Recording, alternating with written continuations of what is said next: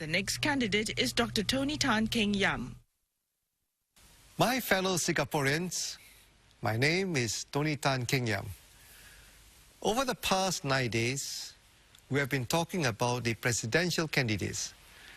But when you cast your vote tomorrow, it is about you. This is not an election for your local MP. It is not an election for a political party. You will select your head of state. You will elect a candidate to the highest office in the land. This is a position above politics and with critical responsibilities at home and abroad. The President has to advance the interests of all Singaporeans and embody Singapore to the world. I ask you to cut through the heat of the hustings and focus on the key roles of the President. Who do you want to represent Singapore at home and abroad for the next 6 years? Who do you want to protect our financial reserves, our country's savings in this volatile period in global markets? Who can give investors confidence in Singapore? Who can work with all Singaporeans to face a future with confidence? These are big questions that affect us at every level. Singapore has a low unemployment rate of 2.1%. But if you cannot secure a job or you are retrenched, you are 100% unemployed. I want to help Singaporeans be employed and stay employed by making sure our country has enough savings to see our people through tough times. I decided to run for president because Singapore is my home, my passion, and where my heart is. The US, European, and Japanese economies are in trouble. Every country in the world is affected. Singapore faces very complex challenges. I believe I can carry out the custodial functions of the President, working with the government to save jobs. I've been the Minister of Finance and the head of OCBC Bank and GIC. I offer these to you as examples of my leadership, knowledge, and experience. If you elect me as President, I will do the job well. We will get through this together. I've spent my professional life serving Singapore. I've contested elections. I've run government ministries. I've run OCBC Bank and Singapore's Sovereign Wealth Fund.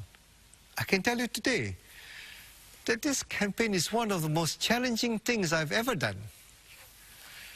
But it has also been one of the most exciting.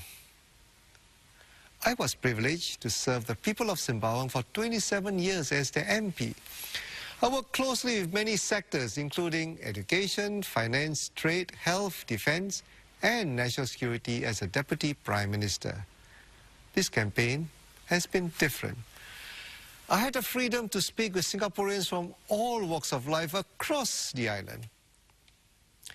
As an independent candidate, I no longer toe a party line, and I'm free to discuss whatever issue is close to their hearts. Two things struck me. First, you don't need the President to be your conscience. Everyone I've met has been thoughtful, caring, and clear in their priorities. Second, you have your own voice, and you know how to use it. Our society is vibrant because we are all different. We must encourage diversity of views. We can cherish many voices in one Singapore. This has been a remarkable campaign. 4 candidates for 1 position. I do not know if I will win the presidency, but I know I have to try because Singapore is my home.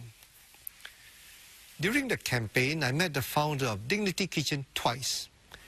He embodies the must try, never give up spirit.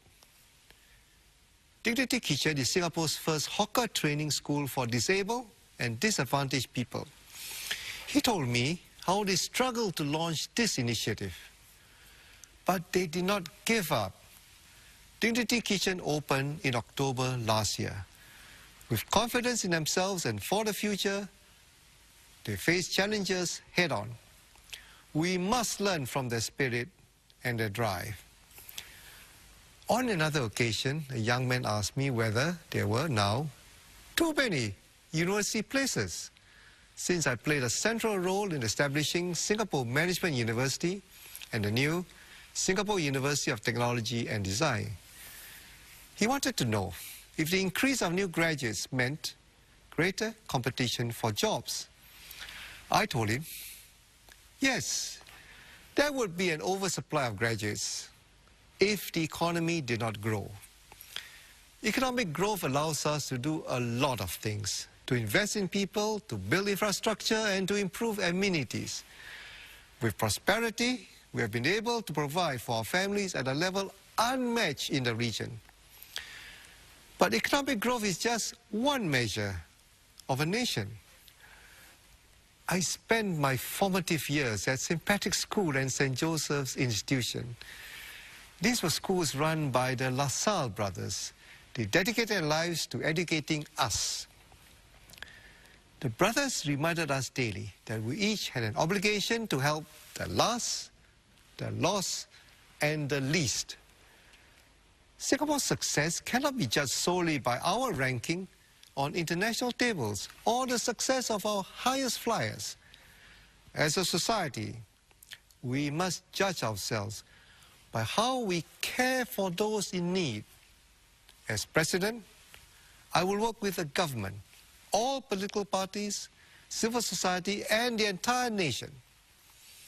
Together, we should ensure that the last are not left behind, the lost have a guiding hand, and the least are the first in our considerations as a democratic society. In difficult times, we, the citizens of Singapore, must stand together as one united people. We are all Singaporeans. This is our home. This is where we have roots. We are Singaporeans first, regardless of race, language, religion, or political affiliation. We seek happiness, prosperity, and progress for all Singaporeans. I promise you, I will make our Singapore pledge ring true. When you vote tomorrow, I ask you to consider my experience and ability to deliver on my promises. I can and I will represent Singapore at home and abroad with confidence and dignity.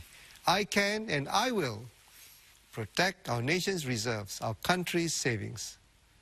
I ask for your support to serve as your president. I ask for your vote. And I ask you for your help in building a better tomorrow. A tomorrow we can all greet with confidence for the future. My fellow Singaporeans, please vote for me. Thank you very much.